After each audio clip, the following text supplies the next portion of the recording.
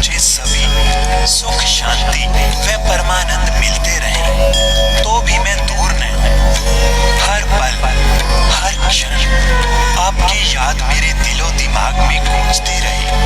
बाहरी तौर पर भले ही मैं बोलूं या ना बोलूं, लेकिन अंतःकरण की तार तेरे से जुड़ी रही।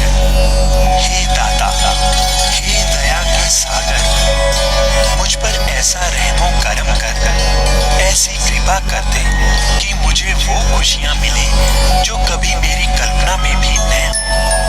तेरे दर्शन दीदार से ही मेरी सांसें चलती हैं। तू ही है जो मुझे नेकी भलाई के रास्ते पर लेकर चलता है। मुझे ऐसी हिम्मत बख्श कि मैं इस रास्ते पर दृढ़ता से चलता जाऊं और वो तमाम बुराइयां जो मेरे अंदर हैं वो दूर हो जाएं, और वो तमाम गुण जो आपको पसंद हैं वो मेरे अंदर आ जाएं। मुझ पर ऐसा रहम करम कर दे कि मैं सिमरन, सेवा और जन जन का भला मांगा वह करूं। जीते जी भी तेरे चरणों से जुड़ा रहूं, चरणों में ओढ़ निभी, वह मरनों उपरांत तेरी गोद में बैठा निज धाम जाऊं, वहां भी तेरी गोद में रहूं।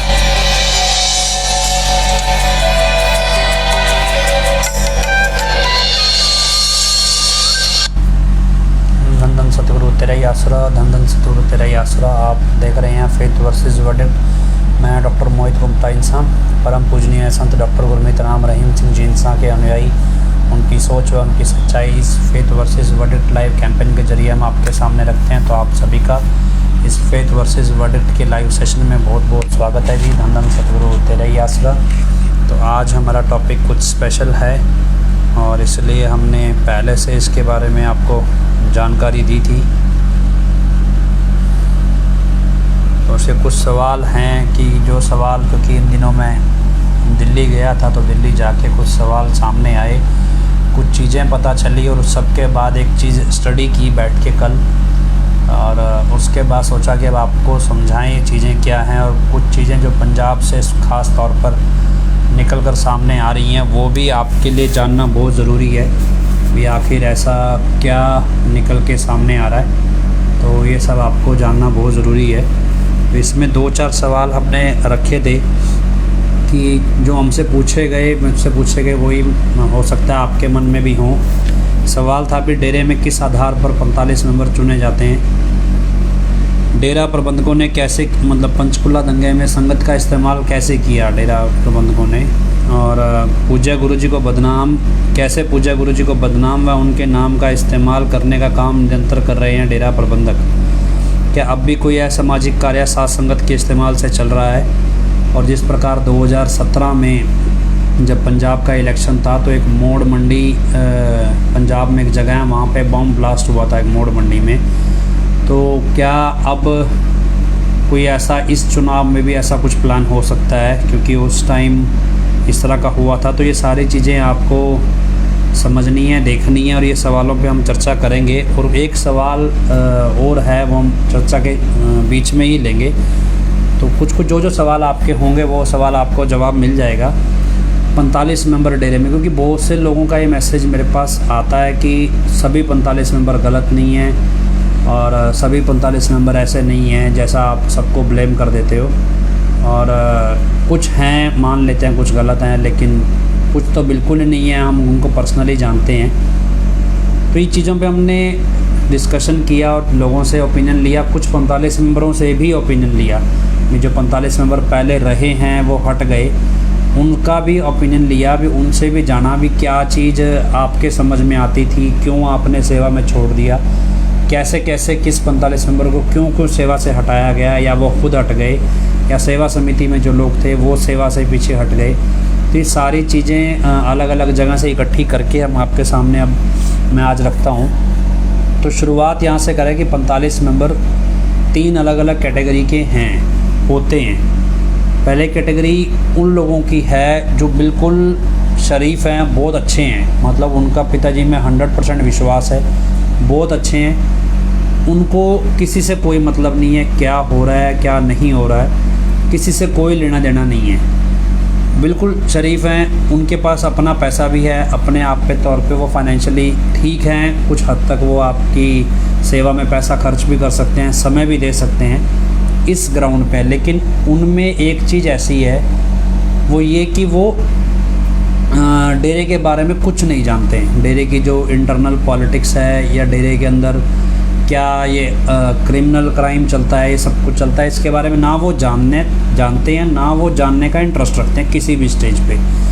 इनको कुछ नहीं पता होता और इनके लिए पिताजी हैं, सब कुछ हैं पता है, लेकिन उन सब से अलग इन्होंने एक अपने माइंड में फ्रेम बना रखा है भी ये व्यक्ति बहुत अच्छा है, ये व्यक्ति मतलब अच्छे खासा प्रबंधक है, तो ये भक्ति में पूर्ण है। उन्होंने अपने मन में अपने हिसाब से रैंकिंग दे रखी है भी ये इस व्यक्ति के हिसाब से मुझे चलना है। ऐसे लोगों का चुनाव कैसे होता है, मान लो कुछ लोग अच्छे हैं, उनके पास फाइनेंशियली पैसा है, सब कुछ है, वो लोग जिन लोगों की को अपना आइडल मान लेते हैं डेरे में, एग्जाम्पल के तौर पे किसी सत ब्रह्मचारी को मान लिया या किसी बड़े सेवादार को मान लिया या किसी प्रबंधक को मान लिया, किसी भी ऐसे व्यक्ति को जो पिताजी के करीब दिखाई देता है या किसी परिवार के सदस्य को मान लिया, उनको उन्होंने अपना आइडल मान लिया और आइडल मान के अब वो जैसे चल रहे हैं तो उस आदमी को पता है कि ये मेरे पूरे कंट्रोल में बंदा है, जैसा मैं कहूँगा वो पिताजी से बातें सुनता है।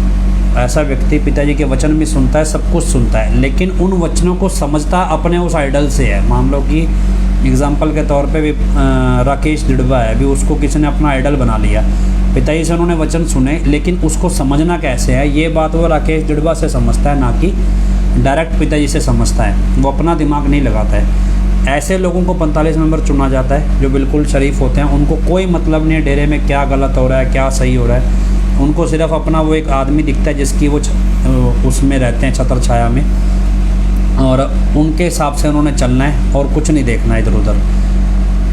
दूसरी तरह के 45 मेंबर वो हैं जिनको कानून के बारे में ABC नहीं पता बिल्कुल भी, मतलब ये ज़्यादातर 45 मेंबर सभी ऐसे चुने जाते हैं जिनको कानून की ABC नहीं पता, जो इस तरह के स्टेज पे पहली और दूसरी स्टेज के जो होते हैं, इनको बिल्कुल ABC कानून की नहीं पता।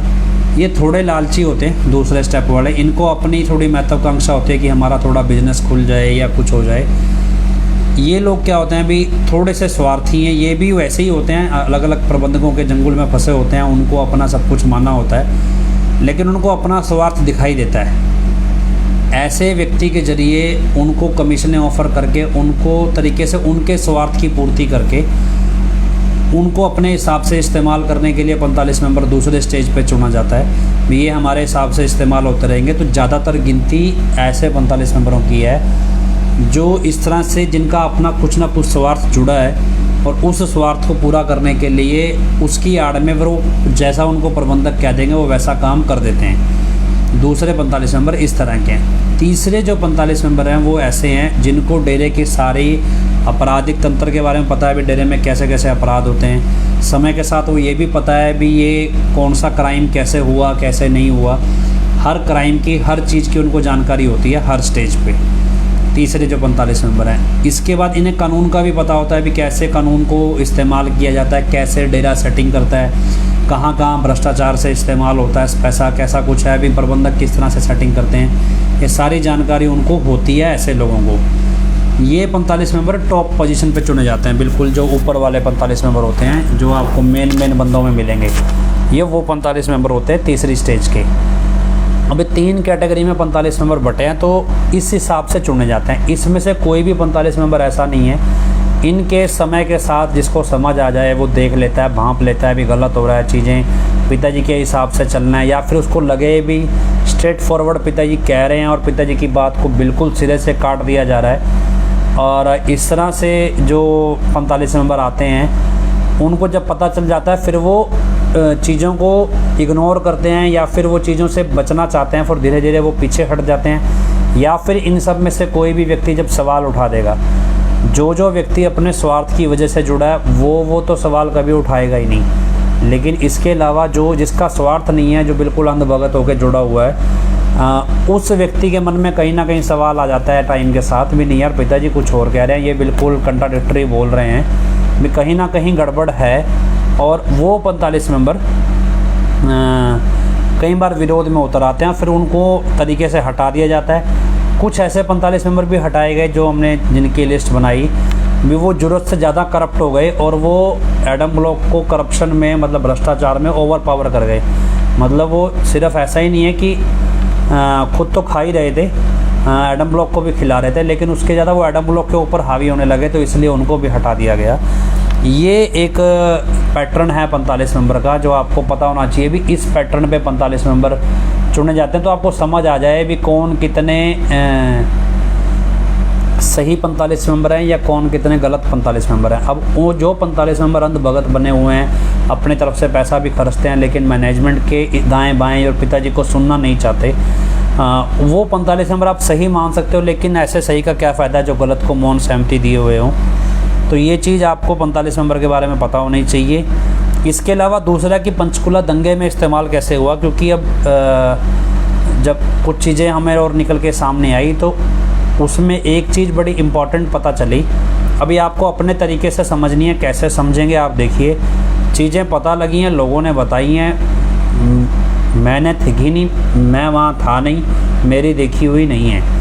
जो लोग थे, जो वहाँ उसके गवाह हैं, जो कुछ भी हैं, उन लोगों ने बताई है। कितनी सही है कितनी गलत है ये आप अपने तरीके से समझ लें। ये पता चला है भी 17 अगस्त की मीटिंग जो सेवादारों की मीटिंग ली गई, पिताजी ने मीटिंग ली, उसमें जो हरियाणा पुलिस का रिकॉर्ड बोलता है पंचकुला दंगे में, उस दंगे में ये चीज़ बोलती है कि जो मीटिंग ली पिताजी ने उसकी आड़ में हनीप्रीत ने एक मीटिंग ली थी और उस मीटिंग में तमाम जितने भी बड़े बड़े प्रबंधक हैं और मेन राजनीतिक विंग के लोग हैं, ये सारे उस मीटिंग में शामिल थे।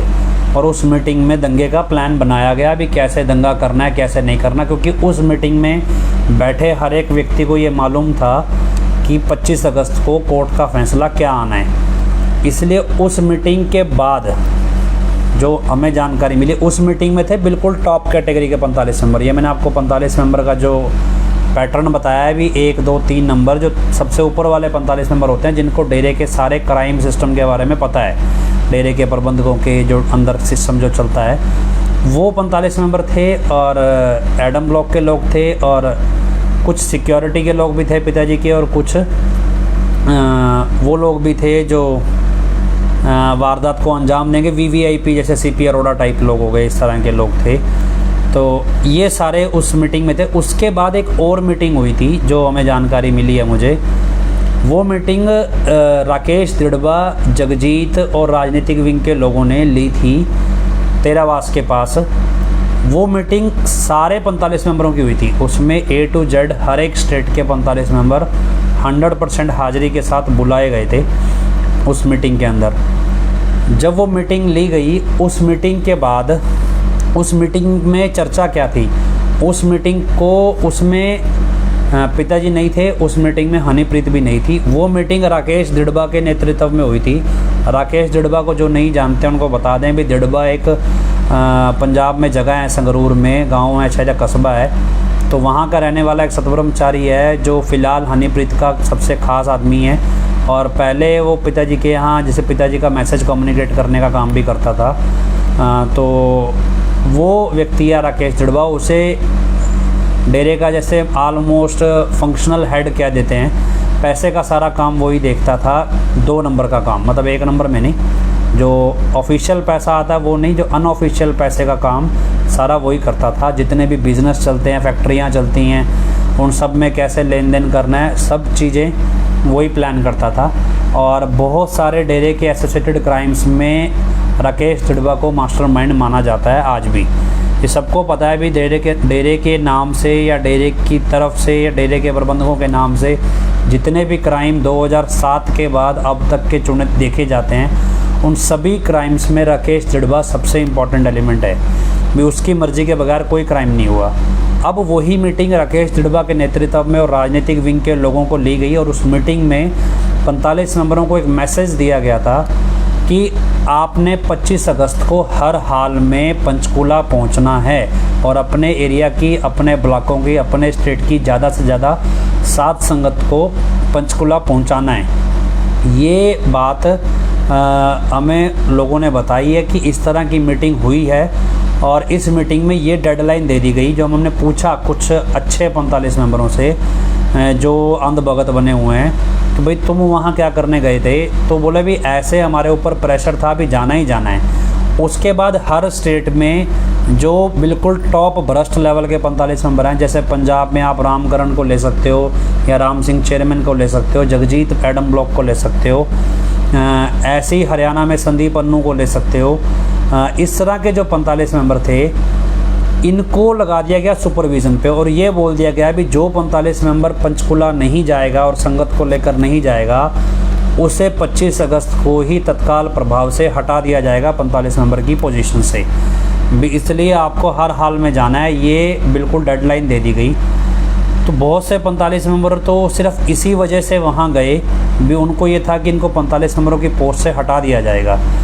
उनको कोई आइडिया नहीं था कि वहाँ क्या होना है। उनको इतना पता था जो पहली और दूसरी स्टेज के 45 मेंबर थे भी हमें संगत को बोलना है, और जो हमें एडम ब्लॉक से ऑर्डर मिला और ये ऑर्डर हमने वहाँ जाके कन्वे करना है। क्योंकि ये मीटिंग जानबूझ के तेरावास के पास रखी गई थी, ये यकीन दिलाने के लिए भी ये पिताजी की सहमति में हो रही है, जबकि उस मीटिंग में पिताजी मौजूद नहीं थे और ना ही शाही परिवार का कोई व्यक्ति मौजूद था। राकेश दिड़बा के नेतृत्व में ये सारी मीटिंग हुई थी। इस सब के बाद जो हमें जानकारी मिली है, ये सब कुछ हुआ और 45 मेंबर वहाँ पे पहुँचे, लेकिन बहुत से 45 मेंबर ऐसे थे कहते भी मजबूरीवश पहुँचे, तो इसलिए उन्होंने सिर्फ एडम ब्लॉक को दिखाने के लिए भी हम वहाँ पे आए हैं, गए हैं, इसलिए उन्होंने आसपास के होटलों में कमरे बुक करा लिए भी, हमने वहाँ तो जाना नहीं है और आसपास के होटलों में कमरे बुक करा लेते हैं और कमरे बुक करा के उसमें रहेंगे और चुपचाप 25 अगस्त का निपट जाएगा मसला, हम वापस चले जाएंगे। भी मजबूरी है, इतना उनको ये था भी इतना हंगामा हो रहा है, हमारा जाना सही नहीं है, लेकिन सिर्फ राकेश दिड़बा की बात भी हमारे को हटा ना दिया जाए, ये उनको भी मालूम नहीं था कि फ़ैसला क्या आना है क्या नहीं आना है, लेकिन वो मजबूरीवश गए और आसपास के होटलों में बुकिंग करके रहे। जो ये सुनने में आता है कि 45 मेंबरों ने होटलों में बुकिंग कर रखी थी। अब वो 45 मेंबर थे जो तीसरी स्टेज के हैं, जैसे रामकरण टाइप हो गए, आप जगजीत है, गुरचरण कौर है या राम सिंह चेयरमैन, ये लोग क्या कर रहे थे, ये फ़ोनों पे लगातार बात कर रहे थे उन 45 मेंबरों से भी तुम वहाँ पे पहुँचे या नहीं पहुँचे। जो नहीं पहुँचे उनको डरा रहे थे, तुम्हें हटा दिया जाएगा, तुम्हें ये कर दिया जाएगा, सेवा से ऐसे कर देंगे, पिताजी को शिकायत लग जाएगी वगैरह वगैरह, ABCD बहुत सारा कुछ चलता रहा। और उस सब के बाद ये सारी चीज़ों मिला के वो लोग वहाँ पहुँचे। कुछ 45 मेंबर ऐसे थे जिनको 24 अगस्त को जब पिताजी का वीडियो आया तो वो वहीं से वापस आ गए, वो गए, वो मतलब उनको पता लगा भी वीडियो आ गया, उनको ग्राउंड मिल गया और वहाँ से वो वापस आ गए पंचकुला से 24 की रात में, और वो अपनी संगत को भी वापस ले आए वहाँ से, जो संगत वो लेकर गए थे। उनको था भी कोई बात नहीं, कोई फ़र्क नहीं पड़ता, पिताजी ने बोल दिया हुक्म मानना ज़्यादा हो गया, ओवर हो रहा है, तो वो वापस आ गए। अब जो एक्चुअल में जो तीसरे नंबर की कैटेगरी के थे, जो बिल्कुल ऐसे थे, वो पंचकुला में गए ही नहीं। जैसे आप बठिंडा के 45 नंबर लेंगे, पता है भी जगजीत के खास हैं, तो ये लोग पंचकुला में गए नहीं। इनको पता था कि वहाँ पे ये कांड होना है, सिर्फ हमने लोगों को भेजना है, और उन्होंने ये ड्रामा रचा कि हमें तो भैया ब्लॉकों में से संगत भेजने की ड्यूटी लगी है, हमने पंचकुला नहीं जाना है। ऐसे जिनको समझ आ गई थी वो सारे ब्लॉकों में ये बहाना बना के रुक गए भी हमें तो संगत भेजनी है, हमें वहाँ नहीं जाना है, और बाकी जिनको नहीं मालूम था उनको भेज दिया। कुछ ऐसे थे ज़रूरत से ज़्यादा जोश में थे जो वहाँ जाके संगत को उकसा रहे थे। लेकिन 17 अगस्त के बाद जब राकेश दिड़बा ने ये मीटिंग ली, उसके बाद क्या होता है, उसके बाद जो पता लगा हमें कि पिताजी ने डेरे की प्रबंधक विपासना चावला को अपने पास बुलाया और बुला के ये ऑर्डर दिया भी सभी 45 मेंबरों को, सभी को ये ऑर्डर दिया जाए भी एक भी व्यक्ति पंचकुला संगत का ना जाए। ये ऑर्डर पिताजी ने विपासना बहन को बुलाकर दिया भी सभी को ये मैसेज दो भी कोई भी व्यक्ति पंचकुला नहीं जाना चाहिए, संगत का ऑर्डर है ये हमारी तरफ से। तो विपासना बहन ने ये ऑर्डर सभी 45 मेंबरों को दिया, लेकिन इस ऑर्डर के बाद कन्फ्लिक्ट शुरू हो गया, क्योंकि ज़्यादातर लोग जो एडम ब्लॉक के थे वो इस साजिश में शामिल थे कि पंचकुला ज़्यादा से ज़्यादा साथ संगत पहुँचे। लेकिन जब विपासना बहन का बीच में इंटरफेरेंस आया तो ये कन्फ्लिक्ट खड़ा हो गया कि वहाँ जाना है या नहीं जाना। तो वहाँ कहते हैं भी राजनीतिक विंग के जो लोग थे उन्होंने लोकल सिरसा की संगत को, इससे पहले कि विपासना बहन का मैसेज बाहर निकले, सभी 45 नंबर को उलझाना शुरू कर दिया, अभी ऐसे कर दिया, वैसे कर दिया, अभी आपने किसी की नहीं सुननी है। लेकिन उसमें कुछ 45 नंबर ऐसे थे जिनके मन में ये बात बैठ गई भी नहीं जी, हमें जाके अपनी संगत को बोलना है, भी वहाँ पे नहीं जाना है। तो उन्होंने इंटरनली अपनी तरफ से मैसेज लगाए भी, लेकिन उसके बावजूद राजनीतिक विंग और ख़ास तौर पे यूथ वीरांगनाओं की तरफ से ये मैसेज लगाए गए भी, अगर 45 नंबर भी आपको वापस आने के लिए बोलें तो आपने वापस नहीं जाना है। उसके बाद ये भी सोचना आई कि 23 तारीख को और 24 तारीख को जब पिताजी का वीडियो आ गया और कुछ 45 नंबरों के अंदर से खुसर पुसर शुरू होते होते संगत तक पहुंची, तो 24 तारीख को कुछ ब्लॉक की जो संगत है वो वापस चल पड़ी वहाँ से भी। उसके बाद भी अगर ये माहौल ऐसा ना बन जाए तो इसलिए ख़ास तौर पे 3 व्यक्ति नाम बता देते हैं। राम सिंह चेयरमैन राजनीतिक विंग पंजाब, नवीन नागपाल उर्फ गोभी राम एडम ब्लॉक का वाइस चेयरमैन, और तीसरा था माशा 45 नंबर पंजाब। ये 3 लोग डेरे में एडम ब्लॉक की तरफ से स्पेशली पंचकुला गए और इन्होंने वहाँ जा के बतौर, क्योंकि एडम ब्लॉक की ड्रेस में गए बाकायदा, जो एडम ब्लॉक की ऑफिशियल ड्रेस होती है, उस ड्रेस में जाके इन्होंने वहाँ जितने भी जिम्मेवार संगतों को लेकर आए हुए थे, सब में ये असमंजस था कि एक तरफ तो पिताजी ने बोल दिया वापस चले जाओ, दूसरी तरफ यहाँ पे हमें बताने वाला कोई नहीं है, भी रुके ना रुके भी चक्कर क्या है। तो एडम ब्लॉक से 3 लोगों को भेजा गया, हो सकता है इससे ज़्यादा लोग भी गए हों, लेकिन इन 3 लोगों का हमें कन्फर्म हुआ है भी ये गए थे। तो एडम ब्लॉक की ड्रेस में गोभी राम था। तो सभी जगह लोगों को जाकर ये बोला गया भी किसी भी स्टेज पे वापस नहीं आना है, जो ये स्टेटमेंट है ये पिताजी का नहीं है, और ये बातें वहाँ बोली गई, इसलिए संगत वहाँ से वापस ना जाए। तो ये इंश्योर किया गया 25 की सुबह, हर एक मीडिया वाला, हर एक पुलिस वाला अपने मोबाइल में वीडियो लेके संगत को दिखा रहा था भी आपके गुरुजी ने मैसेज दिया भी आप वापस चले जाएं, आपके गुरुजी ने मैसेज दिया है वापस चले जाएं। लेकिन जो कोई भी ये एडम ब्लॉक के इन लोगों का दबाव था भी, संगत वहाँ से वापस नहीं आई। ये चीज़ क्लियर हुई 24 तारीख के वीडियो में। पिताजी ने क्लियर कहा था कि पहले भी हमने मना किया था वहाँ नहीं जाना है। तो पहले जो मना किया था वो था कि जो विपासना बहन को बुला के बोला था, उसके बाद दूसरी स्टेज पे जब पिताजी ने वीडियो निकाल दिया तो दूसरी बार तब मना कर रहे थे।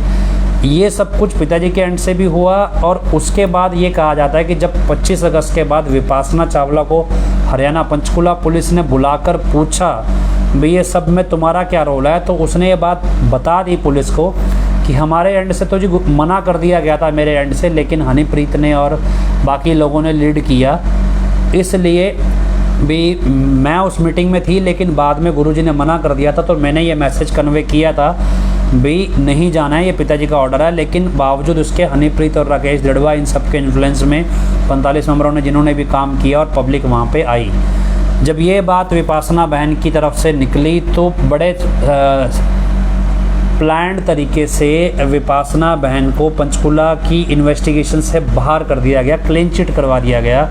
ना विपासना बहन इस इन्वेस्टिगेशन में शामिल होगी, ना उनका स्टेटमेंट आएगा, और ना ही उनके स्टेटमेंट से कोई भी 45 नंबर या एडम ब्लॉक का व्यक्ति फंसेगा। इस सबसे अलग एक बड़ी दिलचस्प चीज़ जो आपको पता होनी चाहिए वो ये थी कि बहुत से जो मेन आदमी थे, उन्होंने जैसे रामकरण टाइप लोग थे या जगजीत टाइप लोग थे, इन्होंने अपने परिवार वाले, अपने बच्चों के, अपने वाइफ के या अपने रिश्तेदारों के 25 अगस्त से पहले ही अलग अलग देशों के वीज़ा लगवा रखे थे बाकायदा। 25 अगस्त को चंडीगढ़ एयरपोर्ट तक से फ़्लाइट्स बुक थी पहले से ही कि ये फ़्लाइट पकड़ के हमने निकल जाना है यहाँ से किसी और दूसरे स्टेट में। ये ऑलरेडी वीज़ा बुक थे, टिकटें बुक थी विदेश जाने की, सब कुछ पहले से बुक था। वो एक कहावत सुनी है, पिताजी भजन में भी लिखा है भी जेड़े कहंदे सी मरांगे नाल तेरे चढ़ गए रात दी गड्डी। तो लिटरली उन्होंने अपने परिवार के लोगों को विदेशों की टिकटें दिला के 6-6 महीना के वीज़ा पे विदेश शिफ्ट करना शुरू कर दिया था 25 से कुछ दिन पहले ही। और उसके बाद वो खुद भी, बहुत से 45 मेंबर ऐसे थे जो 25 अगस्त के तुरंत बाद टिकट पकड़ के विदेश चले गए। और क्योंकि पहले से, क्योंकि टिकट एक रातों रात नहीं मिलती है, वीज़ा आपको अप्लाई करना पड़ता है, सब कुछ वेरिफिकेशन होती है, इसका मतलब ये सब प्री प्लान था। 3-4-5 महीने में जब ये चीज़ें शांत होने लगी धीरे धीरे, तब ये वापसी कर गए भी अब दोबारा से पैसा बटोरने हम बाज़ार में, मार्केट में संगत के सामने निकल जाएं भी। यही चीज़ वजह थी कि जैसे ही हनीप्रीत जब वापस आई जेल से, जब हनीप्रीत जेल से वापस आई, उसको वापस आने के बाद, क्योंकि कहते हैं जब हनीप्रीत और विपासना को आमने सामने बिठाया गया जांच में, तब विपासना ने क्लियर ये बात बोल दी थी और वहाँ पे हनीप्रीत और विपासना की हाथापाई भी आपस में हो गई थी। ये पुलिस के सूत्रों से पता चला है, लेकिन कितना सच है कह नहीं सकते। अब ये सारी चीज़ें हुई, इन सब से अब आपको समझ में आए, कितना समझ में आया मालूम नहीं, लेकिन एक चीज़ मैं आपको और बताऊंगा, फिर आपको चीज़ें कोरिलेट करनी आएंगी और उससे आपस में जब चीज़ों को जोड़ के मौजूदा समय में क्या चल रहा है वो आपको समझ में आएगा। भी अब आपका इस्तेमाल कैसे हो रहा है ये आपको समझ में आ जाएगा। ये तो पंचकुला दंगे का था और उसके बाद से जो जोड़ तोड़ कोर्ट के लेवल पे जमानतें हैं वगैरह वगैरह ये सब चल रहा है। तो ये सब चल रहा है और इसलिए जैसे ही जब हनीप्रीत वापस आए, इसको पता लगा कि विपासना की स्टेटमेंट की वजह से हम लोग सारे फंसे थे, तो इसलिए सबसे पहले आते सार विपासना को सबने प्रेशराइज करके वहाँ से हटाया और विपासना ने खुद लोगों को बोला, कुछ लोग इस चीज़ के गवाह हैं, भी डेरे के अंदर डेरे के बहुत सारे दुश्मन हैं जो मुझे कोई भी काम करने नहीं देते। ये खुद विपासना अक्सर अपने करीबियों में ये बात बोलती रही है, भी डेरे के अंदर बहुत सारे डेरे के ही अंदर रहने वाले डेरे के दुश्मन हैं जो मुझे काम करने नहीं देते। ये चीज़ें विपासना अक्सर जब रही 25 अगस्त के बाद आम तौर पे ये बोलती थी। अब इस सब से आगे चलिए कि ये सब तो हो गया। अब आपको समझ में आया कि आखिर पंचकुला कैसे हुआ और पंचकुला ही में ये सब कुछ हुआ। तो इससे अलग अगर आप सोचेंगे, मैं आपको कंपैरिजन कराता हूँ, आपको ध्यान हो, फरवरी 2020 में एक दिल्ली के अंदर दंगा हुआ था। फरवरी 2020 में दिल्ली में आपको ध्यान हो, एक CAA NRC, एक मैंने उसको बड़ा स्टडी किया है और मैं आपको उसकी डिटेल बताऊंगा। भी उसको आप पंचकुला से जोड़ के देखना भी कैसे वो सब कुछ हुआ। पंचकुला में साध संगत ने एक चीज़ ऑब्ज़र्व की थी कि पंचकुला में बहुत कुछ लोग ऐसे भीड़ में आ गए थे जो दिखाई नहीं दे रहे थे, मतलब वो अचानक से आए, अचानक से उनके पास पेट्रोल बम थे, उन्होंने मुंह मास्क बांधे हुए थे, उनके पिट्ठू बैग लगे हुए थे, आए उन्होंने आग लगाई और वो गायब हो गए, दिखे नहीं कहाँ चले गए।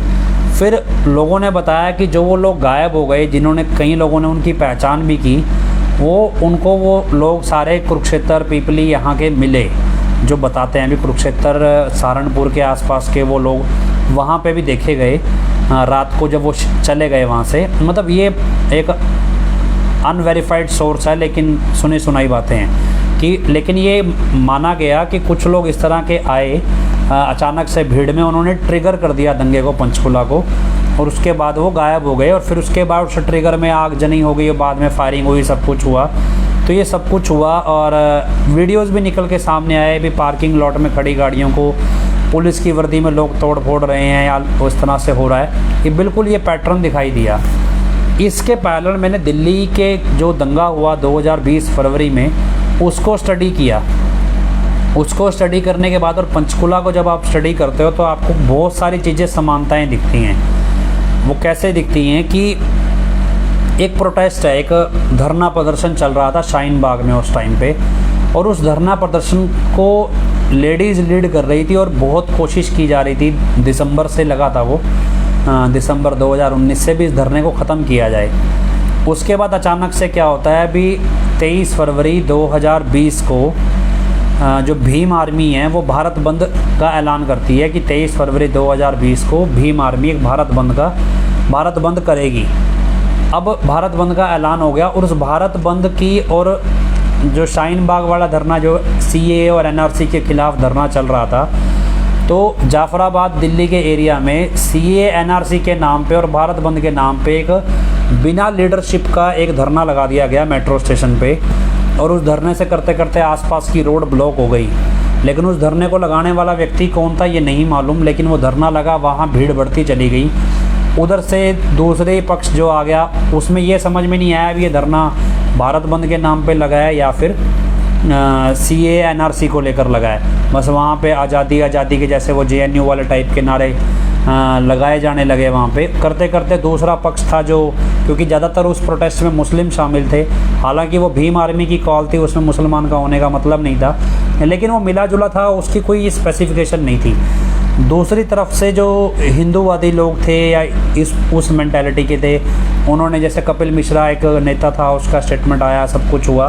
अल्टीमेटली क्या हुआ, वहाँ पे क्लैश हुआ, और क्लैश के बाद पार्लियामेंट के अंदर पुलिस ने अपनी जो इन्वेस्टिगेशन थी, और पार्लियामेंट में नेताओं ने भी बोला, सरकार ने भी बोला, उन्होंने भी ये स्टेटमेंट दी भी बाहर से कुछ लोग आए और उन लोगों ने आके आगजनी की, तोड़फोड़ की, फायरिंग की और वो चले गए।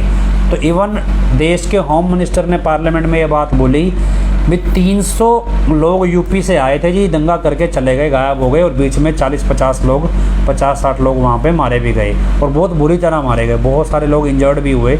ये सब कुछ हुआ। मेरा उसमें कहने का जो मतलब है कि जब एक प्रोटेस्ट, जब भी कोई एक धरना बिना लीडरशिप के चलता है, जब उसका लीडर नहीं होता।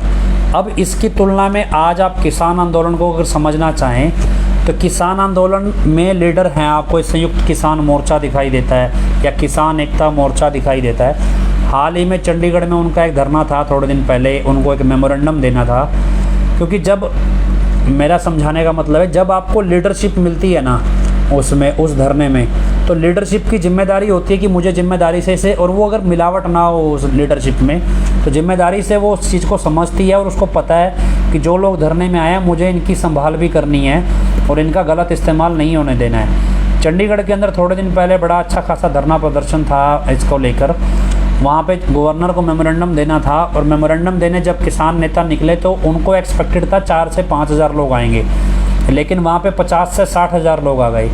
तो किसान आंदोलन के लोगों ने ये भांप लिया भी इसमें बहुत से लोग उपद्रवी शामिल हो गए हैं। तो जैसे वो गवर्नर हाउस के नज़दीक पहुँचे तो वो वहाँ रुक गए, लेकिन जो उपद्रवी थे उन्होंने आसपास के बैरिकेड तोड़ दिए, बसें लगी हुई थी बसें हटा दी और आगे बढ़ गए।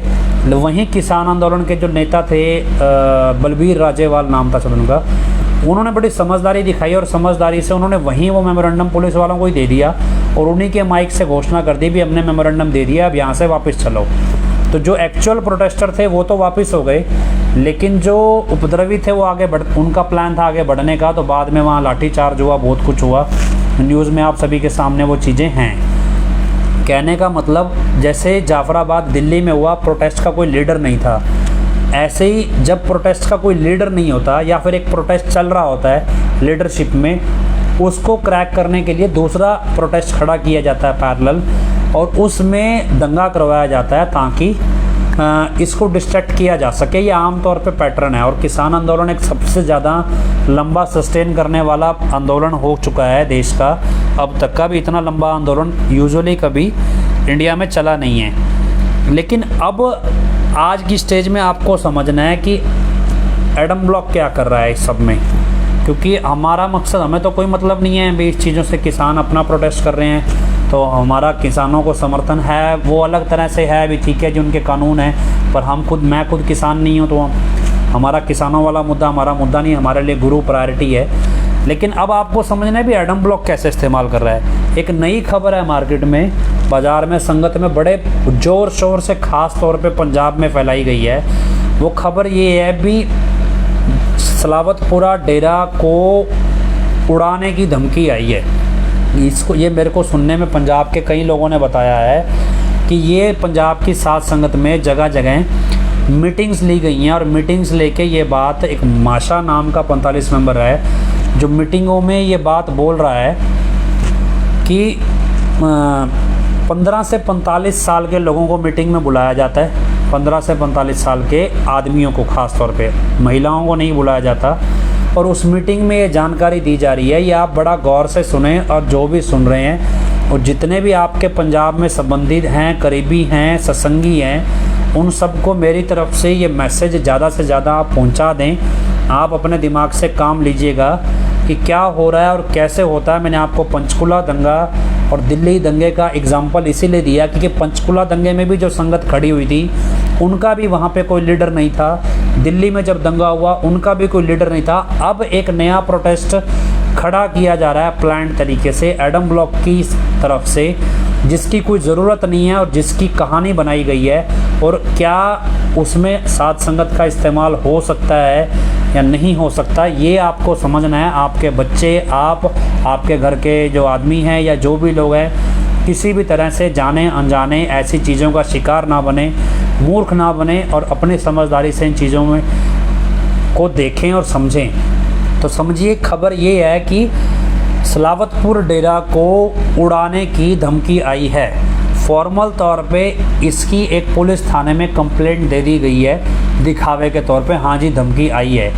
लेकिन इन सब को लेके माशा नाम का 45 मेंबर है, जो मानसा, बठिंडा या आसपास के रीजन में कई मीटिंगें ले चुका है, और उसके बाद आज ये सिचुएशन है कि सलावतपुर डेरा में करीब 500 लोग लगातार पहरा दे रहे हैं।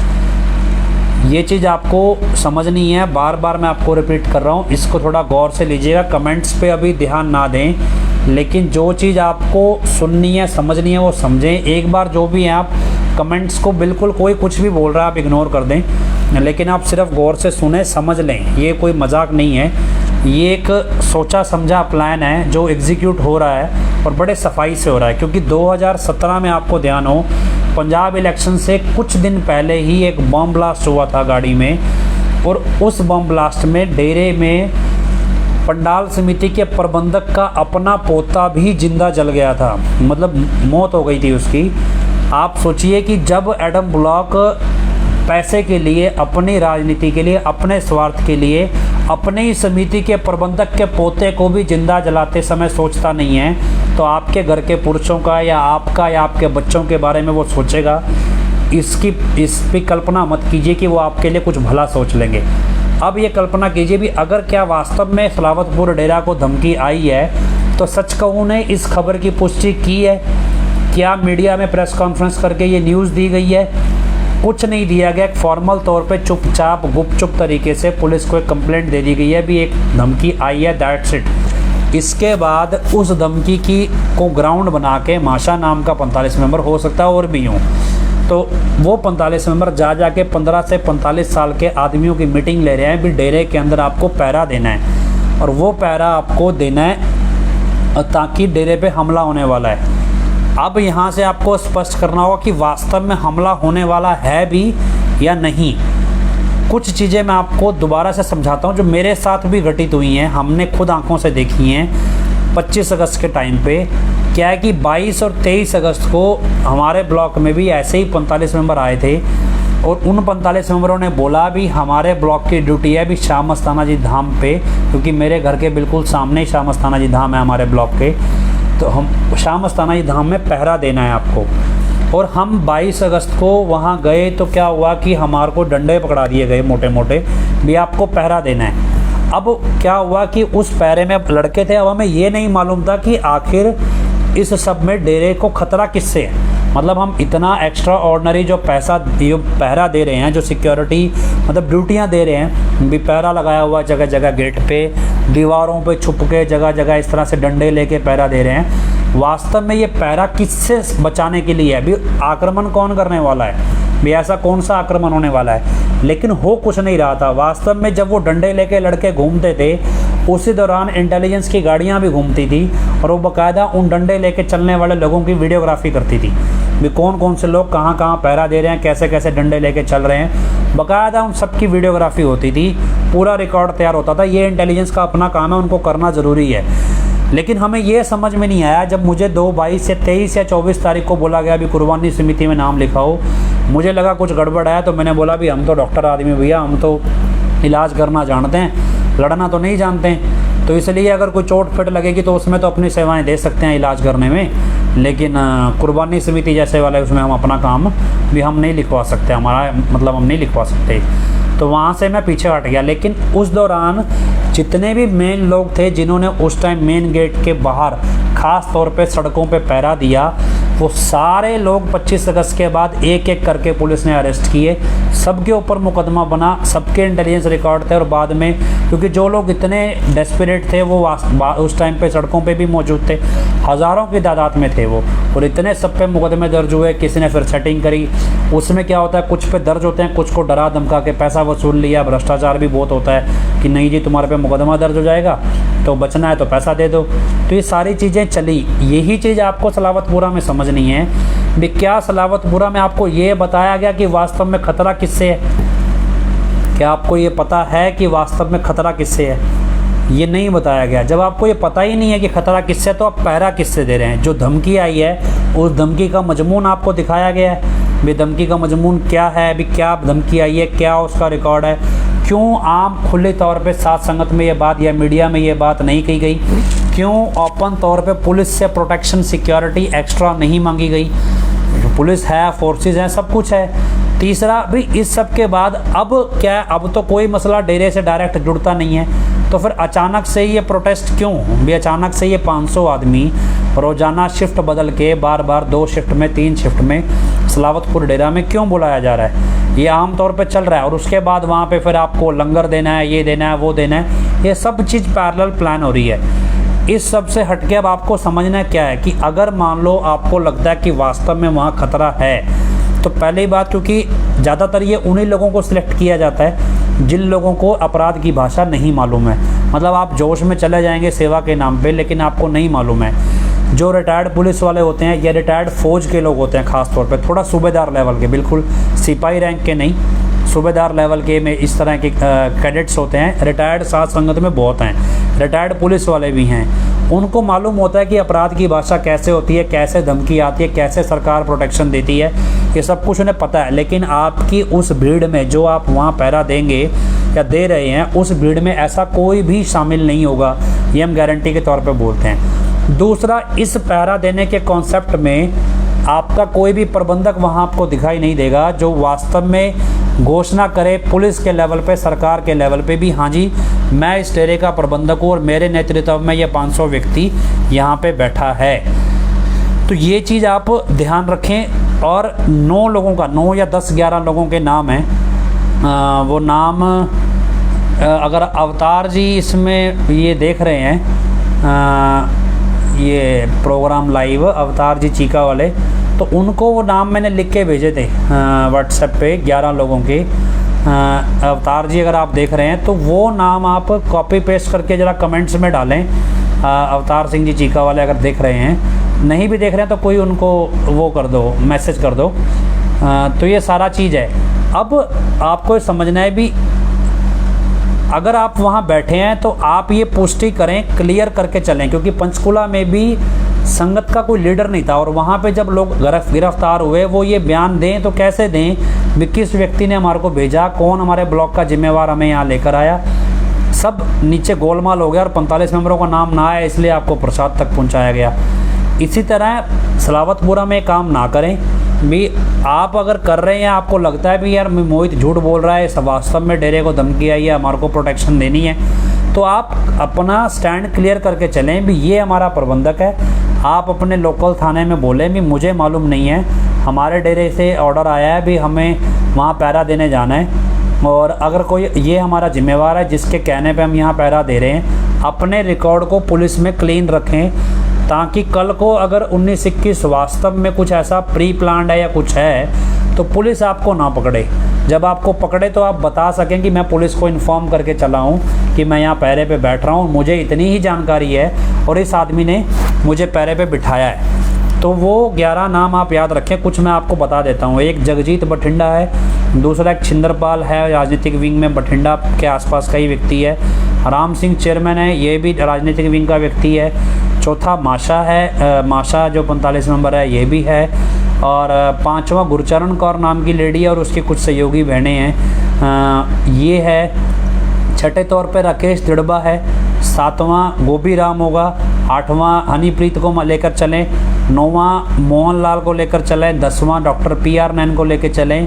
11वां जो मौजूदा डेरे में फ़िलहाल सारा कुछ संभाले हुए एक लेडी है, सुखलंत नाम है और उसका ओरिजिनल नाम बेअंत कौर है, उसको भी लेकर चलें।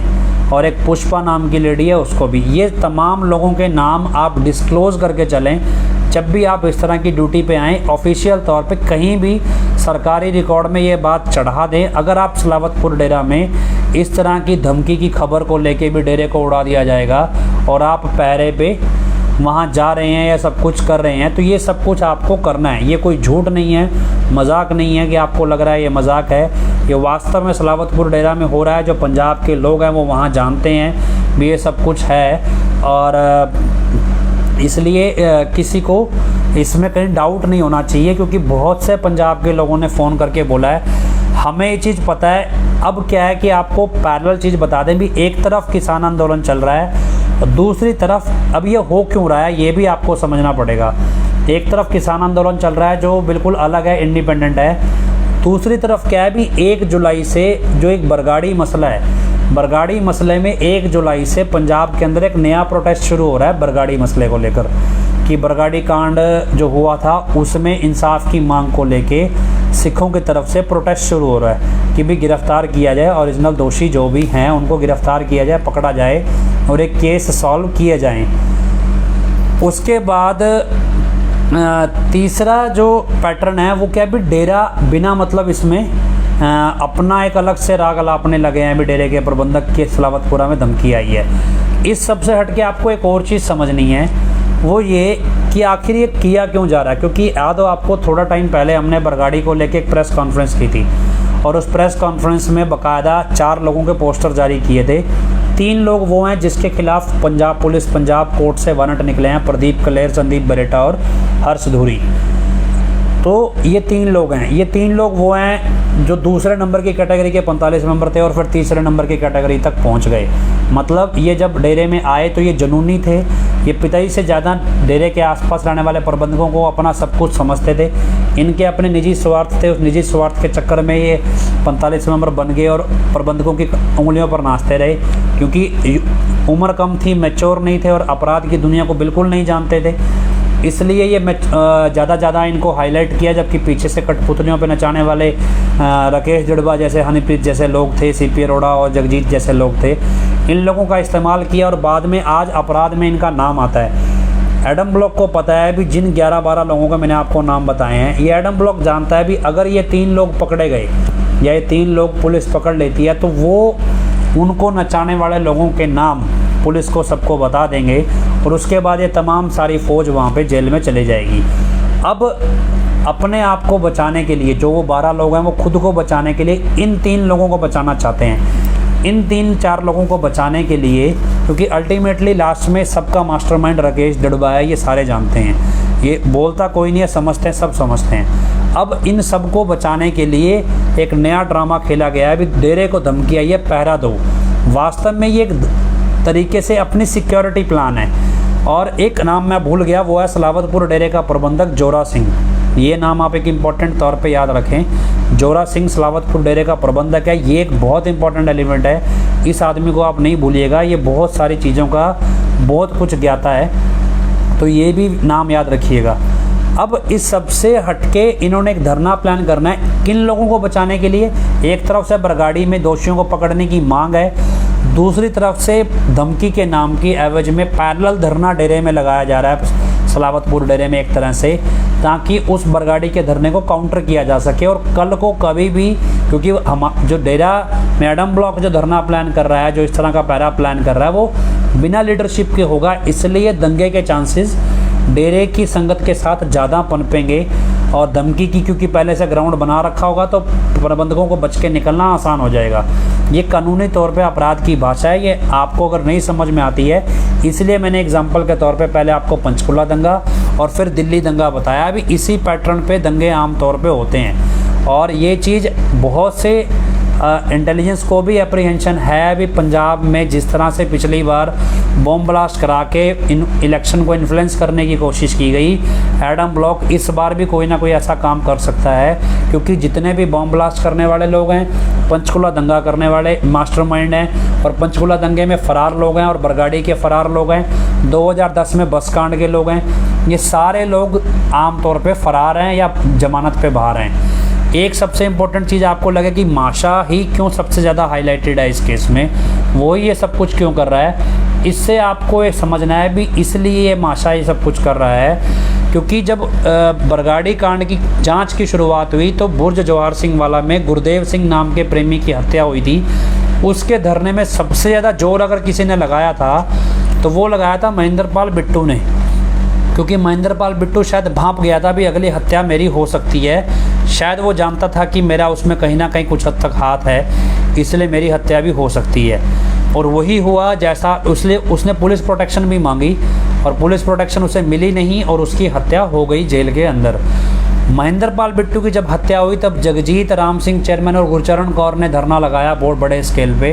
वहाँ पे भी हमें क्लीन चिट चाहिए, जो सीबीआई को मैनिपुलेट करके जैसे भी करके उन्होंने क्लीन चिट लेके मामला शांत किया। उसके बाद जब इसी केस से संबंधित बरगाड़ी केस से संबंधित मनोहर लाल अरोड़ा की हत्या होती है तो जो धरना फिर वहाँ पे गुरचरण कौर और माशा ने ही वहाँ धरना सबसे ज़्यादा लगाया और सबसे ज़्यादा लोगों को धरना स्थल पे भेजा जब सलावतपुर डेरे के बाहर मनोहर लाल अरोड़ा की डेड बॉडी लेके धरना प्रदर्शन किया गया। ये सब कुछ माशा ने लीड किया, तो इसका मतलब संभावना ये भी है कि हो सकता है क्योंकि माशा का जो रिकॉर्ड है करैक्टर के मामले में बहुत ज़्यादा घटिया है, बहुत ज़्यादा बेकार रिकॉर्ड है डेरे के अंदर कि करैक्टर के मामले में बहुत घटिया है, जो पिताजी के वचन नहीं मानता है, वचनों की आम तौर पे काट करता है, ऐसा रिकॉर्ड है जो लोग बताते हैं। तो संभव है कि वो इस तरह के मामलों में शामिल हो सकता है और इसलिए वो अपने बचाव में साथ संगत को ढाल बना के मूर्ख बना के इस्तेमाल कर रहा है भी जैसे पहले। और सबसे बड़ी बात ये बहुत अच्छे से लोग जानते हैं पंजाब के भी माशा जो है वो महेंद्रपाल बिट्टू का बहुत ज़्यादा जिगरी दोस्त था, बहुत ज़्यादा करीबी माना जाता है महेंद्रपाल बिट्टू का। इसलिए भी ये संभावना बढ़ जाती है भी शायद माशा साथ संगत का किसी भी तरह से इस्तेमाल करके किसी बड़ी वारदात को अंजाम देके खुद को बचाना चाहता हो। इसलिए इस चीज़ पे आप ख़ास तौर पे सतर्क रहें भी जो ये लोग धरना करवाने वाले लोग हैं, जगजीत, गुरचरण कौर, माशा, राम सिंह चेयरमैन, जोरा सिंह और हरचरण भी उस टाइम हरचरण 45 नंबर पंजाब में हैं ये, और छिंदरपाल, PR9, राकेश जुड़वा, हनीप्रीत वगैरह, ये सब CP अरोड़ा, सुकुलेंत बेअंत कौर, ये सब लोगों से आपको सावधान अब रहना पड़ेगा। किसी भी स्टेज पे आपका इलेक्शन में इस्तेमाल हो सकता है। तो ये मैं आपको बताना, जितना मेरे समझ में आया, जितना मुझे कल से बहुत पंजाब के लोगों ने बोला जी बड़े यहाँ पे मैसेज आ रहे हैं भी वो करो, पैरा दो, तो ये आपको समझ लेना है। और इसके लिए हमने कोशिश कर रहे हैं कि पंजाब पुलिस को ये सारा डाटा हम बना के दे दें। तो हालांकि इस पे काम कर रहे हैं वहीं चंडीगढ़ के लोग जो ये सारा डाटा बना के पंजाब पुलिस हेडक्वार्टर में देकर आएंगे। और जो व्यक्ति आपको बोले भी ये कहानी बनावटी है तो समझ लीजिएगा वो इस कहानी का हिस्सा है भी, इसलिए क्योंकि उसका भी कहीं ना कहीं इस रोल में हाथ होगा। तो इसलिए ऐसे लोगों को बचाने की कोशिश ना करें जो लोग वास्तव में पुलिस की तरफ से भगोड़े घोषित हैं, कोर्ट की तरफ से, जो लोग पिताजी के वचन 3 परहेज भी नहीं मानते हैं, शराब पी के नाच रहे हैं, ऐसे अपराध में शामिल होने का उन पे आरोप है जिसको लेकर पिताजी ट्विटर पे ट्वीट कर चुके हैं भी ऐसे लोग घोर पापी हैं। और ये अपने आप को बचाने के लिए तरीके से पिताजी की जो विजिट बार बार बाहर हुई उसमें अपनी मीटिंगें क्यों दर्शा रहे थे कि हमारी मीटिंग हो गई है, वो इसलिए दर्शाना चाहते हैं भी जो सब कुछ हो रहा है ये पिताजी के कहने पे हो रहा है। जबकि जब पुलिस ने क्लियर कर दिया, गुड़गांव पुलिस और रोहतक पुलिस ने स्पष्ट तौर पे बता दिया, बाकायदा खुद पुलिस कमिश्नर से हमारे तरफ से लोग मिलकर आए हैं, उन्होंने क्लियर कहा है भी वहाँ पे किसी की भी मुलाकात नहीं हुई है पिताजी से। उसके बाद कोई कितने भी राग लापता रहे वो अलग बात है, लेकिन ये सब चीज़ें आपको समझ लेनी है और जान लेनी है। इस सब के बाद में आपके कोई सवाल हो तो वो आप बता देना, लेकिन ये चीज़ें आप समझ लेना, ज़्यादा से ज़्यादा लोगों तक पहुंचा देना। अवतार सिंह जी मैंने अभी कमेंट्स ओपन किए हैं तो आप वो नाम लिख देना जो मैंने आपको व्हाट्सएप पे लिख कर भेजे हुए हैं मैसेज पे, तो वो कॉपी पेस्ट करके वो नाम आप लिख दें भी जो नाम मैंने आपको लिख कर भेजे हैं इस मामले में जो अभी फ़िलहाल सलावतपुरा में चल रहा है।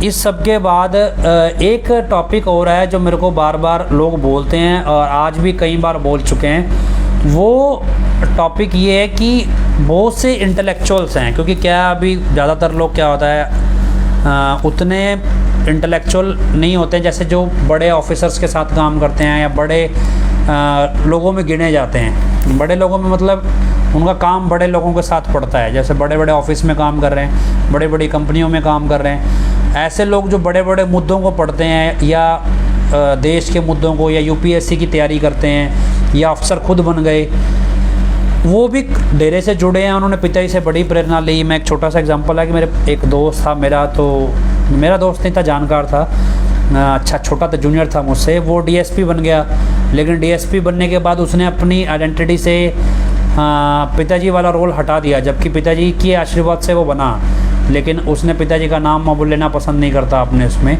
ऐसे लोगों से जब बात होती है तो वो एक बात बोलते हैं कि पिताजी एक सिद्धांत है, पिताजी के अपने नियम हैं कि सच्चाई, ईमानदारी, आत्मबल, भगवान पे भरोसा रखना, दृढ़ विश्वास होना चाहिए, भी हमारा भी मालिक है, सब कुछ है, कभी रिश्वत नहीं देनी, रिश्वत नहीं लेनी। ये सारी शिक्षाएं हैं पिताजी की भी। ये सारी शिक्षाएं एक तरफ पिताजी साथ संगत को देते हैं और इन शिक्षाओं के आश्रय ये यकीन दिलाते हैं भी अगर आप वचनों पे पक्के हो और इन सिद्धांतों पे चलते हो तो मालिक आपका साथ देगा, मालिक आपका कहीं भी बाल बांका होने नहीं देगा अगर आप सच्चे हैं और सच के रास्ते पे चल रहे हैं। ये बात पिताजी आम तौर पे शिक्षाओं में बोलते हैं। लेकिन दूसरी तरफ क्या है, दूसरी तरफ दिखाई देता है भी एडम ब्लॉक जाके बोल रहा है जी इतने पैसे दे के सेटिंग कर ली, इतने पैसे दे के हमने ये सेटिंग करनी है, यहाँ से हमने ये काम निकलवाना है, इस मंत्री से ये काम निकलवाना है। जब वो दोनों चीज़ें क्योंकि वो खुद ऑफिसर भी होते हैं, खुद वो अफसर के साथ रहने वाले लोग भी होते हैं, खुद वो बड़े लेवल पे मीडिया को स्टडी भी करने वाले लोग होते हैं, वो हर तरह के इस तरह के लोग होते हैं। जब वो इन चीज़ों को मिला जुला के एक स्टडी करते हैं आपस में, और उस स्टडी करने के बाद उनके मन में एक सवाल उठता है।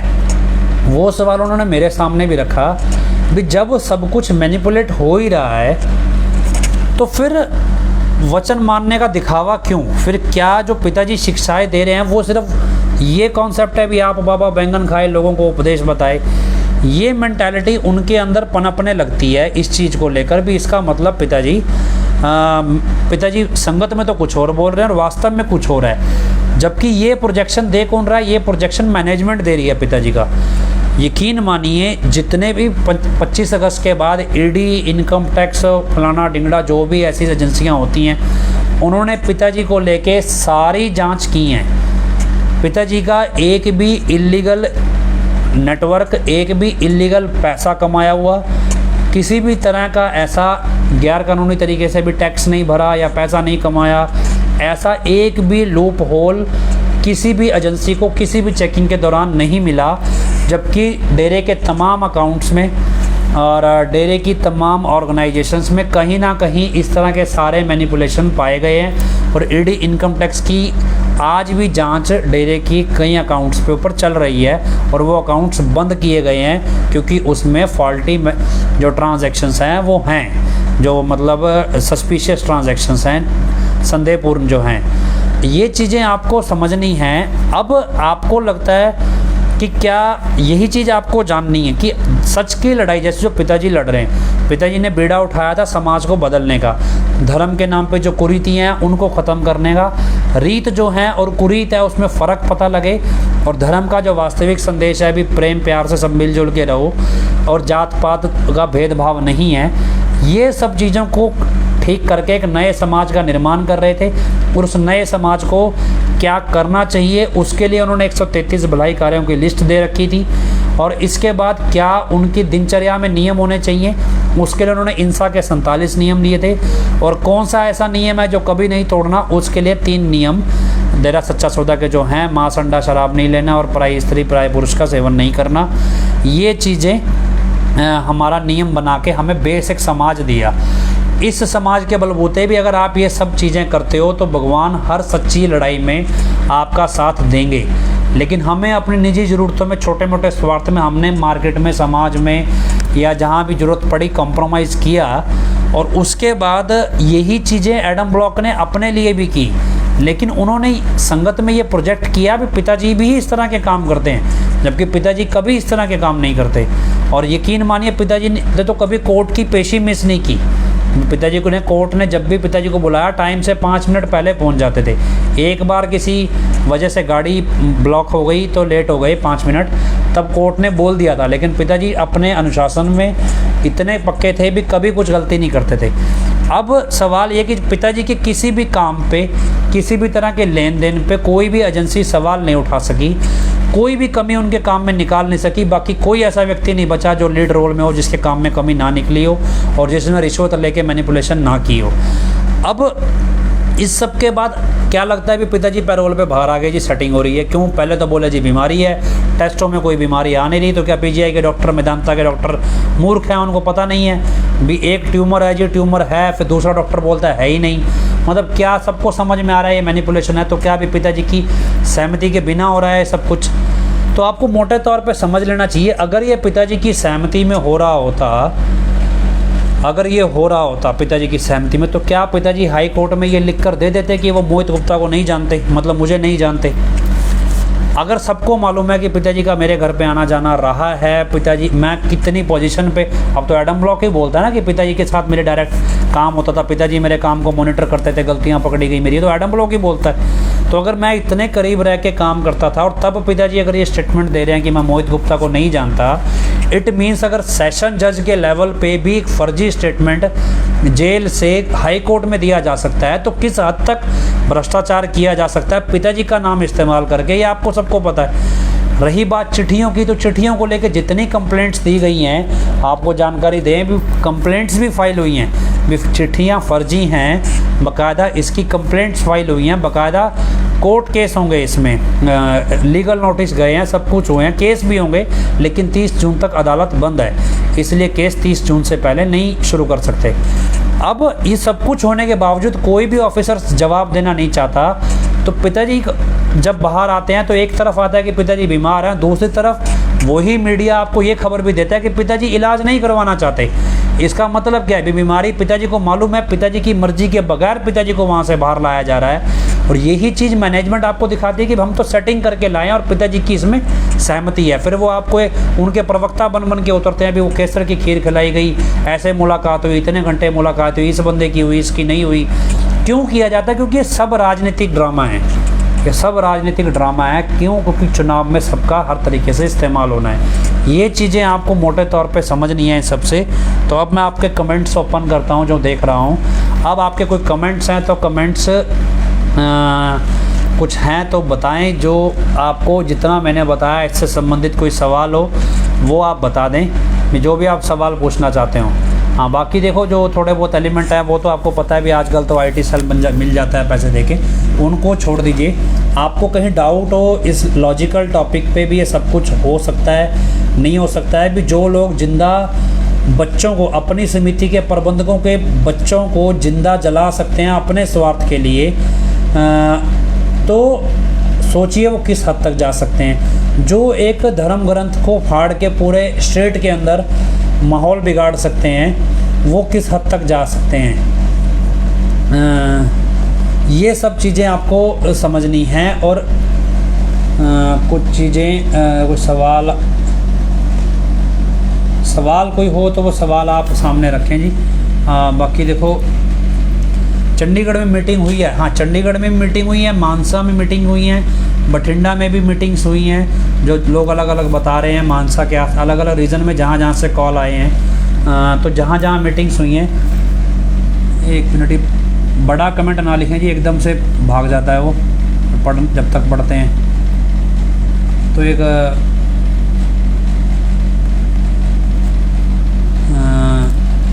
छोटा कमेंट लिखें, बड़े जल्दी स्पीड से कमेंट हो रहे हैं, नारा ना लिखें एक बारी।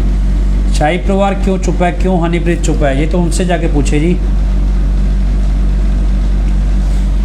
हाँ बिल्कुल, ये संगत ने कहा भी हमें पता नहीं है कि 2010 में 45 मेंबरों के साथ संगत को बसों में आग लगाने का वो दिया गया था। हाँ, ये 2010 में क्या हुआ था, जब फकीरचंद मर्डर केस में FIR दर्ज हुई थी, तो उसमें डेरे के 4 प्रबंधकों के खिलाफ भी FIR दर्ज हुई थी, और उसमें दबाव बनाने के लिए CBI के ऊपर एक तरह का ये बसें फूकी गई थी, और करीब 40 से 50 बसें, कुछ 2-3 ट्रेन थी, कई पोस्ट ऑफिस थे, इन सबको एक साथ एक ही टाइम पे अलग अलग शहरों में आग लगाई गई थी, और इन सब में आगजनी की गई थी। और उसके बाद पिताजी से मीडिया वालों ने सवाल पूछा था भी आप सब ये बताएं, पिताजी से पूछा गया था कि क्या आपके शिष्यों ने सब कुछ किया तो क्यों?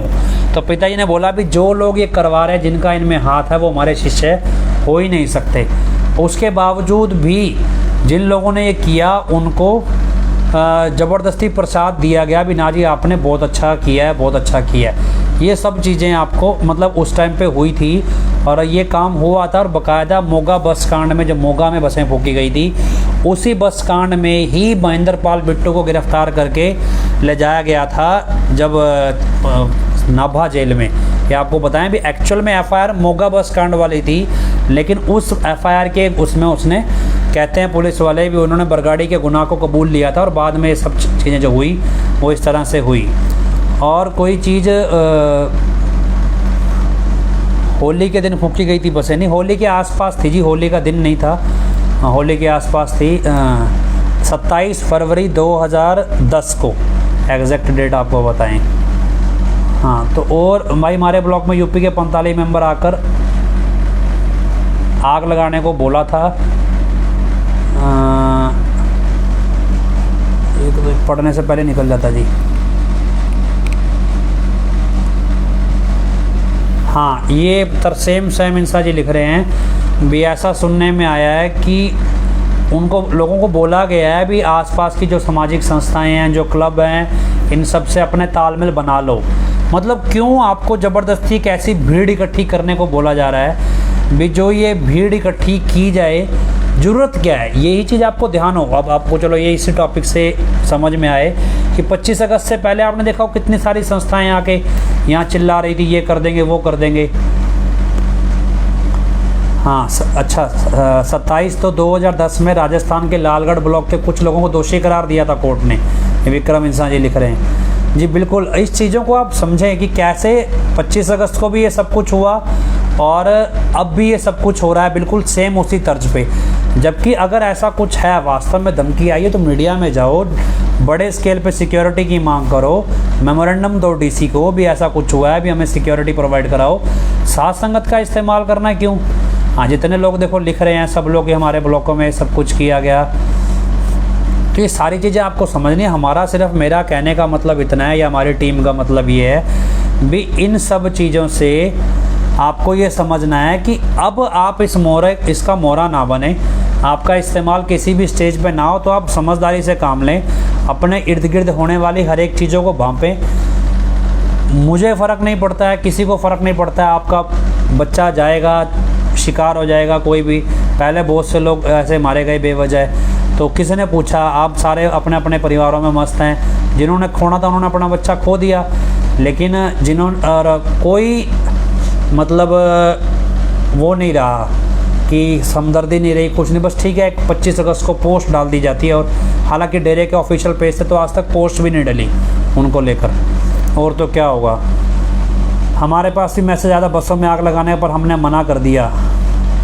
कुर्बानी के प्रसाद का तो सबको पता ही है जी। बिल्कुल पुनीत उपाध्याय जी।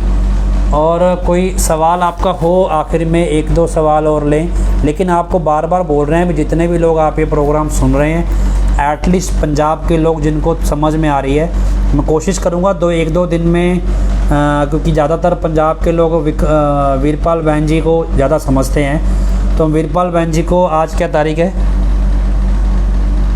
आज 29 तारीख है, तो कोशिश करेंगे कल वीरपाल बहन जी को कल ही ले लें लाइव पे। तो वीरपाल बहन जी आपको ज़्यादा बेटर पंजाब के मसलों को समझा पाएंगे, वो जानते भी हैं इस तरह की चीज़ों पे। और क्योंकि जब ये ऐसा कुछ होता है ना, जब आप सवाल पूछ लेंगे, यूपी में भी धर्मराज नाम का बंदा था, 45 मेंबर आया था, उसने कहा था बसों में आग लगानी है जी। बिल्कुल बहुत सारे थे ये।